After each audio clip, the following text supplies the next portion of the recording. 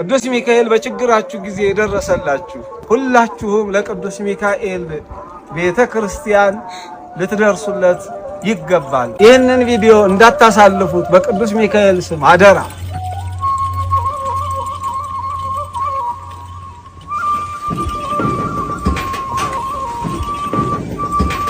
ይህ የምትመለከቱት የቅዱስ ሚካኤል ቤተክርስቲያን እንደዚህ በምታዩት መልኩ በሰንሰለት ቦታው ታጥሮበት ያለበት የቦታ ይዞታ እጅግ በጣም ጠባብ ከመሆኑና ለአገልግሎት እንዲሁም ለህዝቡ ለምእመኑ በጣም አስቸጋሪ ከመሆኑ የተነሳ እዚህ ካጠገቡ ያለውን መሬት ለመግዛት እንዲሁም ለአገልግሎቱ ጥሩ እንዲሆን ይሄንን ቦታ ለመግዛት ባለቤቱ እንግዲህ በዚህ 2 ወር ውስጥ ይሄንን 2500 ካሬ በ11 ሚሊዮን ብር ቤተክርስቲያኑ እንዲገዛው ጠይቋልና በዚህ 2 ወር ውስጥ ይሄ ብር የማይሞላ ከሆነ ይሄን እንደታጠረ ለሌላ እንደሚሸጥ ነው የተናገረው ማለት ነው።